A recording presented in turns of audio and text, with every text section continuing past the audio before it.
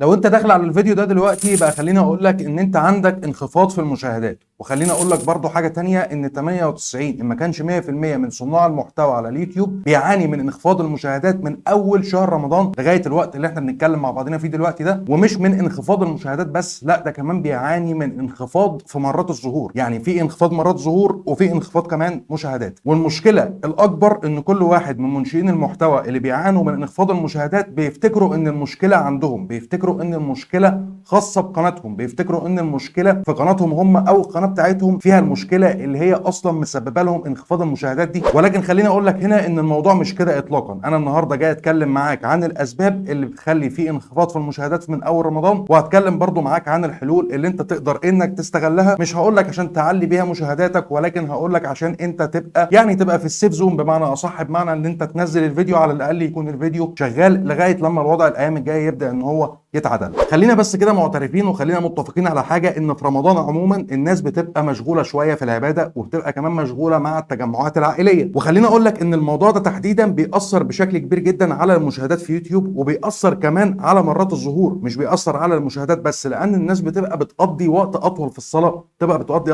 وقت اطول في العباده، بتبقى بتقضي وقت اطول في قراءه القران. فكل ده بيأثر بشكل كبير جدا على المشاهدات في يوتيوب وعلى كمان مرات الظهور. لان بمعنى اصح المشاهد لو ما دخلش اليوتيوب، ما هو كده كده خلاص هو ما شافش الفيديو بتاعك، والفيديو بتاعك ما خدش مرات ظهور عنده، فانت بالتالي هتحس بانخفاض في مرات الظهور، وبالتالي كمان هتحس بانخفاض في المشاهدات. يعني بمعنى اصح هم مش بيشاهدوا الفيديوهات بشكل مستمر زي الايام العاديه. فدي كده الحاجه الاولانيه اللي احنا المفروض كلنا نبقى متفقين عليها. ندخل على الحاجه الثانيه بقى اللي انت ممكن برضو ما تكونش واخد بالك منها، ودلوقتي انا هديها لك وبالدليل من قناتك، مش بالدليل من قناتي انا كمان وبس، لا هديها لك بالدليل من قناتك. طب ايه هي الحاجه دي يا عم هشام؟ الحاجه دي ان انت عندك في اليوم هتلاقي ان في 4 ساعات ضايعين. ايه هم الاربع ساعات الضايعين دول؟ الساعتين اللي هم قبل الفطار، والساعتين اللي هم قبل السحور. الساعتين اللي قبل الفطار بتبقى الناس مشغوله في تحضير الفطار، والساعتين اللي قبل السحور كذلك بيبقوا برضو الناس مشغولين في تحضير السحور. فانت هتلاقي انخفاض المشاهدات عندك تحديدا في الميعادين دول. هتلاقي في الميعاد اللي هو قبل الفطار بساعتين، وهتلاقي الميعاد اللي هو برضو قبل السحور بساعتين، وفي ميعاد ثالث كمان وهو ميعاد صلاه التراويح. كل الكلام ده او الثلاث مواعيد دول هتلاقي انخفاض عندك حاد في المشاهدات. ففي كده اكتر اصلا من 4 ساعات في اليوم ضايعين عندك، او بمعنى اصح ما بيكونش المشاهد متواجد على اليوتيوب فيهم. لان بمعنى اصح الناس اللي بتحضر الفطار او الستات اللي بتحضر الفطار مش هتبقى متواجده على اليوتيوب في الوقت ده، الستات اللي بتحضر السحور برضو مش هتبقى متواجده على اليوتيوب في الوقت ده، وكذلك برضو اوقات صلاه التراويح. اوقات صلاه التراويح محدش اصلا بيكون موجود على اليوتيوب في الوقت ده، يعني اللي بينزل بيصلي التراويح في الجامع وكل الحوارات دي اكيد ما بيبقاش متواجد على اليوتيوب في الفتره دي. فكده لو هتيجي هتحسبها هتلاقي ان اكتر اصلا من نص اليوم مفيش فيه مشاهدات في اليوتيوب، او في انخفاض في المشاهدات في اليوتيوب. حتى ممكن الاوقات المعينه اللي بيبقى المشاهد متواجد فيها على اليوتيوب بيبقى وقت قصير. يعني مثلا لو هو متابع كذا واحد منشئ محتوى ومش هيلحق انه يتابع كل الفيديوهات اللي نزلتها الناس اللي هو بيتابعها دي، فالفترات بتبقى صغيره. فتره تواجد المشاهد على اليوتيوب بتبقى فترات صغيره، ما بتبقاش فترات كبيره، وهو ده اللي بيؤدي الى انخفاض المشاهدات. الحاجه الثالثه اللي انت برضو مش بتبقى واخد بالك منها، ان المواعيد في رمضان بتبدا ان هي تتغير. يعني ايه المواعيد في رمضان بتبدا ان هي تتغير؟ يعني اللي كان بيقعد مثلا على اليوتيوب من الساعه 5 للساعه 10 بالليل، اكيد في رمضان ما بيعملش الموضوع ده، بيغير المواعيد بتاعته. يعني بمعنى اصح كده بيبقى في تغيير في الجدول الزمني، جدول تواجد المشاهد على اليوتيوب المواعيد بتاعته بتختلف. لو نفترض مثلا احنا الفطار عندنا الساعه كام في مصر؟ عندنا الساعه 6. طيب حلو قوي الكلام ده، انت الساعه 6 بتبقى متواجد على اليوتيوب، انا الساعه 6 ببقى متواجد على اليوتيوب. لا ليه؟ لان ده ميعاد الفطار. فبتلاقي ان المشاهد الميعاد ده اصلا بيبقى ميت فيه. يعني المشاهد في الايام العاديه لو كان قاعد على اليوتيوب الساعه 6،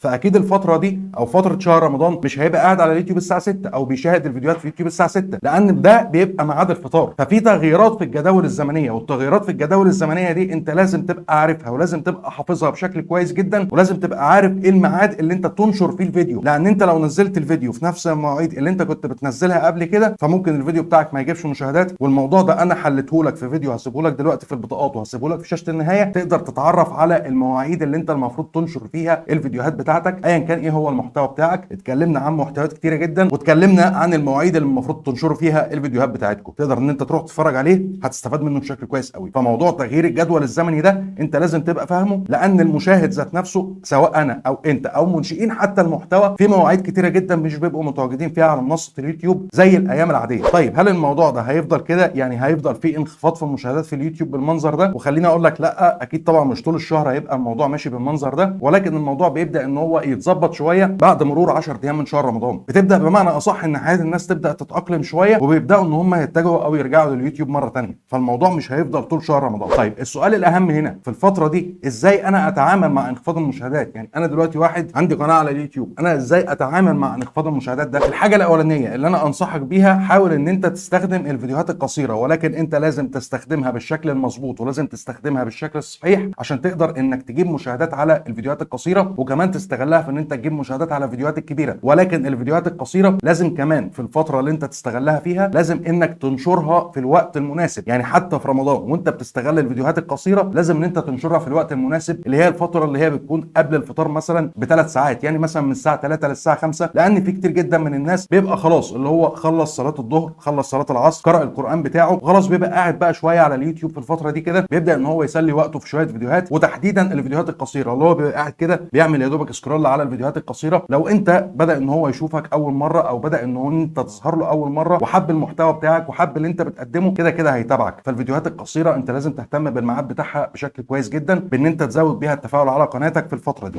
حاجه رقم 2 ان انت لازم برضو انك تعملها، انك تستمر في انشاء الفيديوهات بانتظام حتى ولو ما فيش مشاهدات. يعني انت بتعاني من انخفاض المشاهدات، انا كمان بعاني من انخفاض المشاهدات، غيرنا كتير جدا على منصه اليوتيوب بيعاني من انخفاض المشاهدات، ومحدش والنبي يجي يكتب لي في التعليقات يقول لي المشكله في قناتي. والله العظيم المشكله ما في قناتك، زي ما انت بتعاني من المشكله، زي ما انا بعاني من المشكله، زي ما الاف القنوات بتعاني من المشكله. فحاول ان انت حتى ولو ما فيش مشاهدات عندك لازم ان انت تستمر على النشر، لازم ان انت تنتظم على انشاء الفيديوهات. حد دلوقتي هيجي هيقول لي طب ازاي ابدا ان انا انشر فيديوهات، او ازاي ان انا استمر نفس ما انا ماشي كده على انشاء الفيديوهات وانا اصلا ما عنديش مشاهدات في قناتي؟ هقول لك ان المشاهد بعد كده بيرجع يشوف الفيديوهات اللي فاتته. يعني بمعنى اصح لو في واحد متابعك على قناتك ومتابع جيد جدا ليك وانت نزلت فيديوهات، والفيديوهات دي هو ما تابعهاش اول لما انت نزلتها في شهر رمضان، هيبدا ان هو بعد كده هيبدا ان هو يتابعها تاني، ويبدا ان هو يرجع يشوف الفيديوهات دي مره تانيه، ويبدا ان هو يتفاعل مع الفيديوهات اللي هي اصلا فاتته اللي انت كنت منزلها في الشهر الكريم. فكده كده المشاهدات طول ما هي على قناتك كده كده هتبدا ان انت تجيب عليها مشاهدات، كده كده هيبدا المشاهد اللي متابعك وبيحب قناتك وبيحب المحتوى بتاعك هيبدا ان هو يتابعك بشكل مستمر ويتفرج على اللي فاته من قناتك. والحاجه برضو من ضمن الحاجات اللي انت ممكن ما تكونش عارفها، ان انخفاض المشاهدات اللي موجود دلوقتي لو انت جيت انقطعت عن قناتك او ما نزلتش فيديوهات او ما استمرتش على انشاء المحتوى، انت كده مش بتعالج المشكله، انت كده بتعمل مشكله زائد المشكله اصلا اللي موجوده. لان الانقطاع كده كده بيأثر على الاقتراحات، الانقطاع كده كده بيأثر على المشاهدات، الانقطاع كده كده بيأثر على مرات الظهور. فانت كده بتعالج مشكله بمشكله، او بمعنى اصح بتزود المشكله بمشكله. فما ينفعش ان انت تنقطع اطلاقا عن انشاء الفيديوهات، استمر زي ما انت، الفيديوهات في قناتك هتجيب مشاهدات، يعني هتجيب مشاهدات. الحاجه اللي بعد كده اللي انت برضو المفروض انك تعملها، خلي الفيديوهات بتاعتك ليها طابع رمضاني. يعني ايه طابع رمضاني؟ في اي بقى محتوى ايا كان ايه هو المحتوى بتاعك، حاول ان انت تستغل الطابع الرمضاني في الفيديوهات بتاعتك. سواء مثلا ان انت لو صاحبه قناه طبخ ممكن مثلا تعملي وصفات لاكلات سريعه في رمضان، نصايح مثلا لصيام صحي. انت مثلا لو بتصور في المكان بتاعك حاول ان انت تخلي الطابع الرمضاني في موضوعات الفيديو. يعني انا مثلا بتكلم في موضوع الفيديو النهارده عن ايه؟ بتكلم عن انخفاض المشاهدات في شهر رمضان، تمام؟ انت برضو الموضوعات بتاعتك في قناتك ايا كان ايه هو المحتوى بتاعك خلي ليها طابع رمضاني، سواء في الموضوعات او حتى في شكل التصوير